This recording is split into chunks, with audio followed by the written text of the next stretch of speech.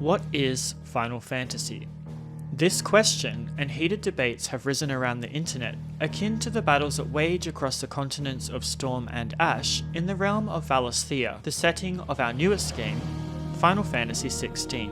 Whilst I could take this opportunity to add fuel to the burgeoning flames, I am not so learned as Hippocrates, scribe and compendium of information to the band of misfits following Sid the Outlaw. Apologies. I get ahead of myself. I will not add to this debate now any further than to say that Final Fantasy holds a special place in my heart. From Final Fantasy VII through to Final Fantasy XVI, and then backward to the games that preceded 7, I have played them all. And I can veritably point with certainty to the moment in time that I played each and every one, where I was in life, and what was happening around me at the time that each hallowed piece of software entered my hands, igniting my imagination and curiosity to explore between the lines of a narrative. So let me tell you a little bit about Final Fantasy XVI, and why it, too, takes a revered spot amongst my favourites. Final Fantasy XVI was developed and published by Square Enix exclusively for the Sony PlayStation 5 and released worldwide in multiple languages on June 22, 2023. It is the masterwork of Square Enix's Creative Business Unit 3, who are also in charge of the continued development of the successful massive multiplayer online RPG, Final Fantasy XIV. Led by Naoki Yoshida, affectionately known as Yoshi P, the man who is credited as saving the flailing Final Fantasy XIV when it was in its infancy by narratively destroying the game's world and then having the players journey through it in the 5-year later aftermath. Final Fantasy XVI was already placed into good hands. Joining him is Masayoshi Soken, a composer who found his fame composing for Final Fantasy XIV, and Kazutoyo Maehiro as the creative director, who is a man who is involved with many key decisions within the Ivalice Alliance games. Already, with these great men at the helm, I was confident that we could expect a good game. With the design philosophies and experience gained from numerous Final Fantasy XIV patches, expansions, and previous creative endeavours, was this entrustment of Final Fantasy XVI, a main title single-player Final Fantasy game, a good idea? Let's find out. In this fantasy, we are placed into the shoes of Clive Rosfield, first shield to his brother Joshua, who is the dominant of Fire, Phoenix, of the Kingdom of Rosaria.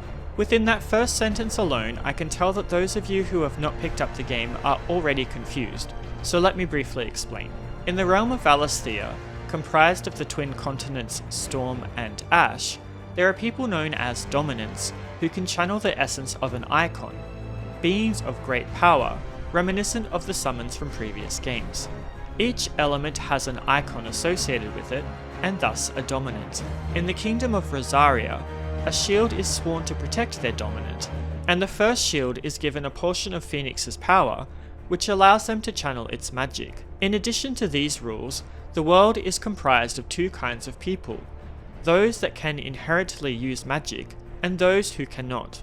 Those who can are enslaved, called bearers, and forced to use their powers for the benefit of humankind, be it by heating a blacksmith's forge, keeping fresh fish frozen, creating water for a well, or even trimming hedges with sharp blades of wind. Silently observing it all are the Mother Crystals, large obelisks of crystal that tower over the lands that have had kingdoms erected around them. These crystals permit the surrounding areas to be veritable and verdant, providing for the people that worship and respect them. Additionally, people who have no inherent magical talent can channel magic if they possess even a sliver of these crystals. However, of late, a phenomenon known as the Blight has been spreading in outlying areas, where no creature dares to tread, as nothing can grow and magic cannot be channeled. The Blight is spreading rapidly, causing the nations of Valisthea to turn to conflict to maintain their sovereignty and independence, while still having enough land to provide for their citizens. It is a very dire time, and one to which no solution beyond bloodshed has been found. We join Clive as he is on a mission to hunt the dominant of Shiva, branded as a bearer himself, an insidious mark imprinted upon his brooding face. As a battle wages between the great icons Shiva and Titan, Clive and his companions trek their way through a treacherous collapsing valley. After almost being taken out by a falling ancient structure, We are taken back to Clive's youth as he prepares to accompany his brother, Joshua, to Phoenix Gate, an ancient site in the Kingdom of Rosaria, where the Phoenix may receive a blessing before battle by entering the apothecary. Unfortunately, betrayal mires the prior eve of Ancestral Communion, where an unprecedented event occurs, the birth of a second Eikon of Fire. The resulting battle between Phoenix and the new Eikon levels the area around Phoenix Gate, destroying both the Rosarian forces stationed there, as well as those belonging to the enemy ambush. In the resulting destruction, Clive is forced to witness an event that travels with him through to his adult years, weighting his every decision with thoughts of revenge. It then becomes his personal journey to find answers, whilst also meeting other individuals that struggle against their own fates and ideals set upon them by society, the Eikons, and the ever-watchful gaze of the Mother Crystals. What Final Fantasy XVI does well, and in fact better than some of the previous titles, is its world building.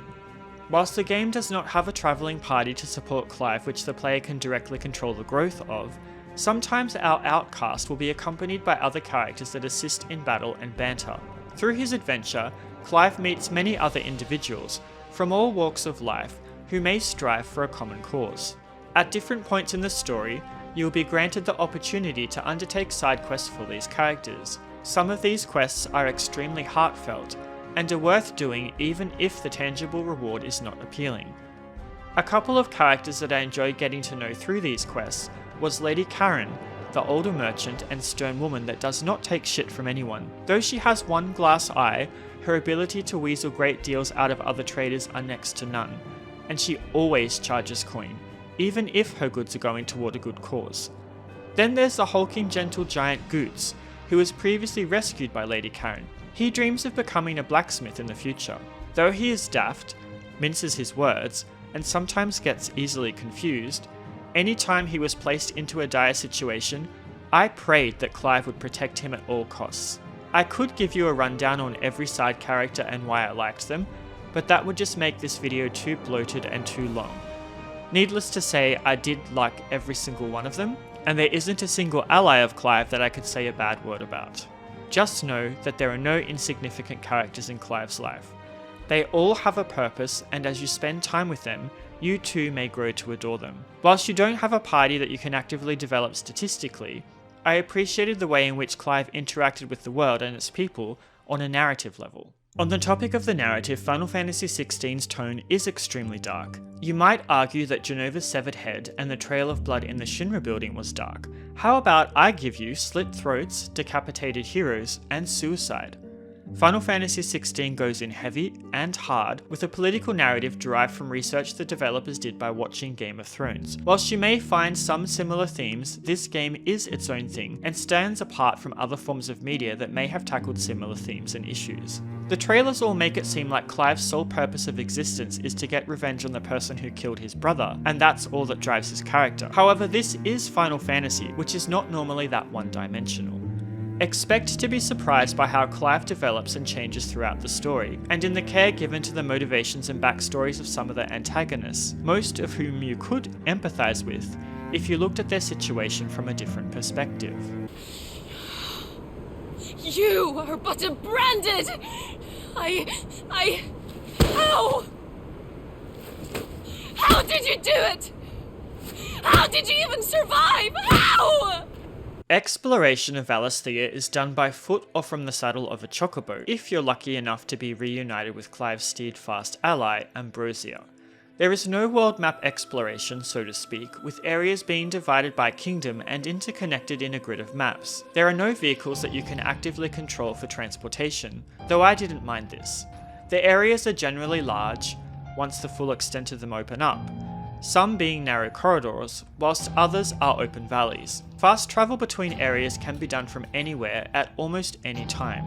I really appreciated this coming off the back of The Witcher 3, which only permitted this when Geralt was at a signpost. Littered around the various areas are glowing objects that Clive can collect, though note that these are usually inconsequential and not worth going off the beaten path for. Rather, the places that are out of the way are usually locations that you must visit during side quests, so they do serve the purpose of building out the world and its lore when the time is right to visit them. When you enter any of the field areas, Even during a cutscene, you can access the active time lore, which pauses the action to bring up icons of various elements of lore pertaining to the part of the story that you're at. Here you may view curated information cards detailing the status of people, locations, concepts, etc., so that you are always up to speed with what is going on, and never confused. I appreciated this system and that all entries are later stored for review with Harpocrates at the hideaway. When exploring the environments, you'll notice enemies wandering around the meadows, deserts, and canyon floors, amidst other hostile areas. If you move near these, the combat music will commence and red icons will show where in proximity to Clive each of these enemies are located. Gone are the days of turn-based battle mechanics, with Ryota Suzuki, the battle designer of Devil May Cry 5, taking the helm. I understand that some people play Final Fantasy to enjoy a turn-based battle system, and may disparage the new direction this game has taken. But hear me out, the gameplay is not that difficult, with accessories that you can equip to Clive that assist with being able to combo, dodge, or automatically issue commands to Clive's canine companion Torgal, for example. I was skeptical when I first went into the game, but soon got into its flow. Clive can have up to 3 icons equipped at a time, each with 2 iconic abilities, as well as a unique battle skill that they impart when equipped. For example, if Clive is channeling Ifrit, he can close the gap between himself and an enemy in a fiery strike by pressing circle. If he has Garuda as his active icon, he can pull smaller or aerial enemies to him, or use the tether to become airborne for combos against larger foes. And then there's Odin, who permits Clive to unsheath his blade, charging Zantetsuken for a lethal takedown. By mastering iconic abilities within Clive's skill tree, different icons' abilities can be mixed and matched. For example, at the end of the game I had Garuda's Gouge equipped to Shiva, so that I could also use Diamond Dust, which I actually hadn't mastered at that point, and effortlessly glide around the battlefield. If an enemy's blade finds itself dangerously close to Clive's lewdly exposed chest, you can perform a dodge by pressing R1. If you time this correctly, a precision dodge activates, allowing you to perform a strong counter-offensive, which can be exemplified if you have the Berserk Ring equipped, and I recommend that you do. Additionally, bigger enemies have a Stagger Gorge. When I first heard of this, I cringed, as I wasn't the biggest fan of it in Final Fantasy XIII, and even Final Fantasy VII Remake. However, in Final Fantasy XVI, it depletes quickly through combos of iconic abilities.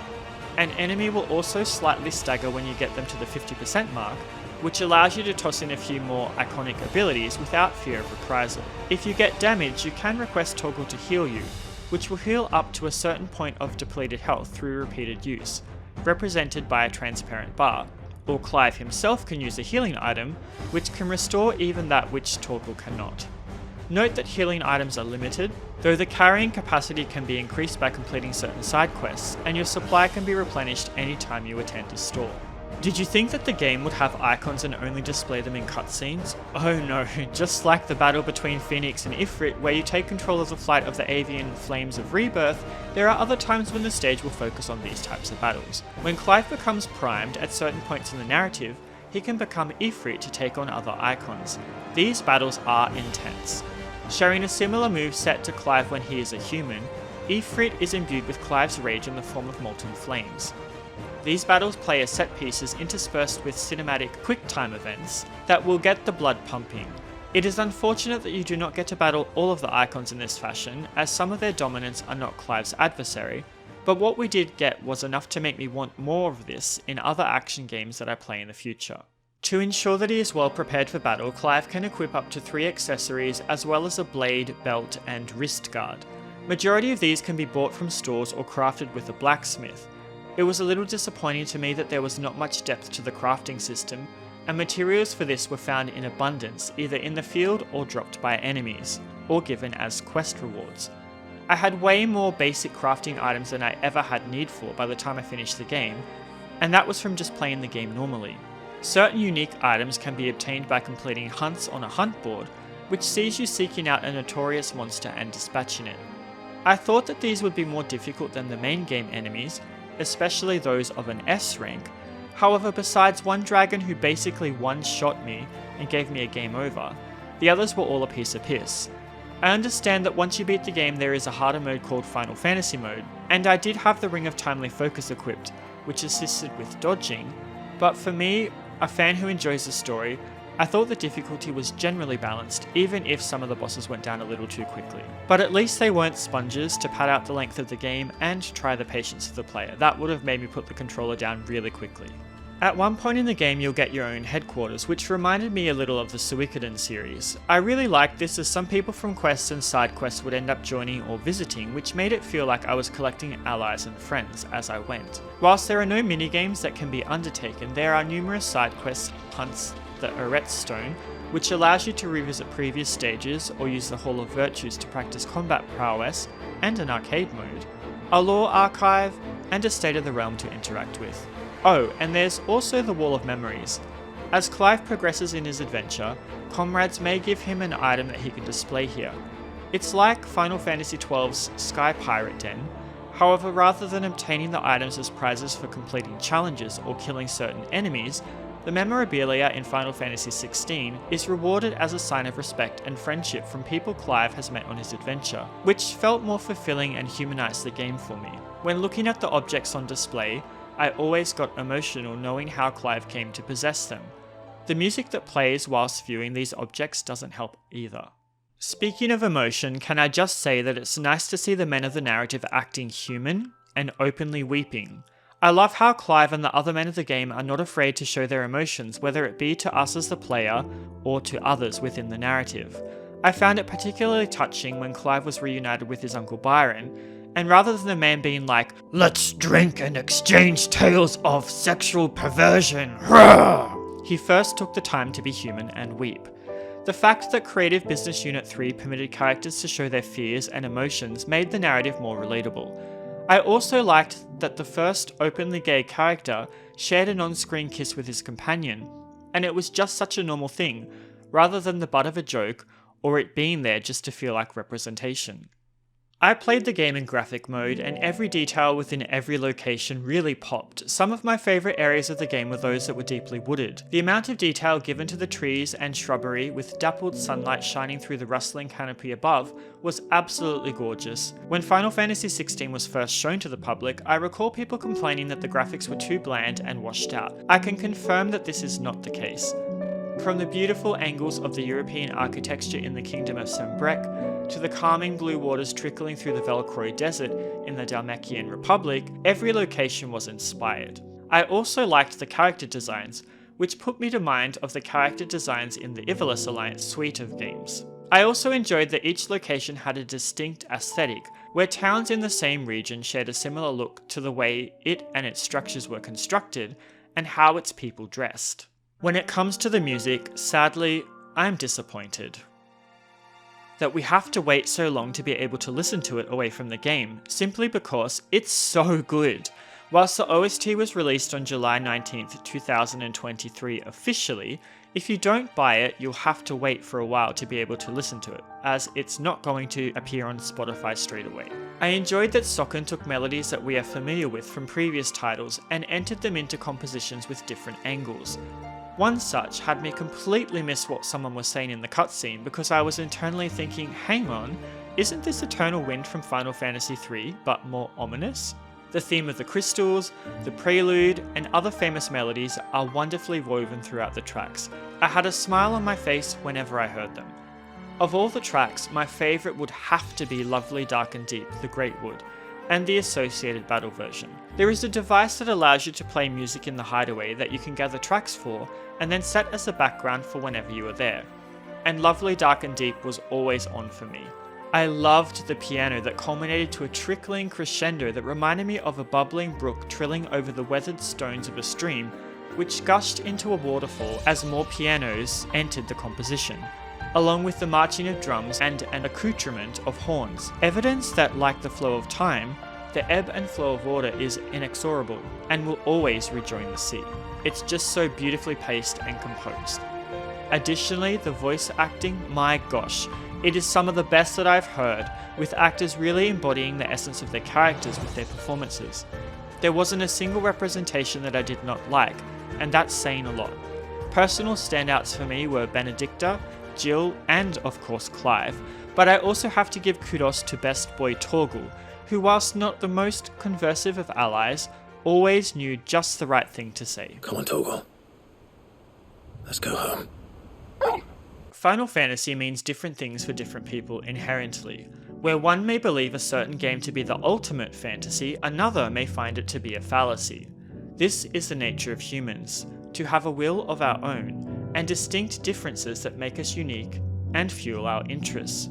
But whatever you may think, it is undeniable that Final Fantasy XVI is a Final Fantasy game, not just because Square Enix gave it this title, but for the emotions its characters and story evoke, for the steadfast chocobo companion that spirits you across the verdant and sometimes disparate lands, and for the magic and magical beasts that sprinkle the lands with esoteric breath. Joined by a cast of characters that are more significant to the narrative than one may think at initial glance, Clive's journey is not one to be missed or forgotten. If you are on the fence about this game, I really hope that this review encourages you to try it out, as I don't think this experience should be missed. Sure, the game does have some shortcomings such as a bare-bones crafting system and lack of tangible rewards for world exploration, but despite these small flaws, this crystal shines brilliantly, and its jewel has a high place in the crown that is the Final Fantasy series.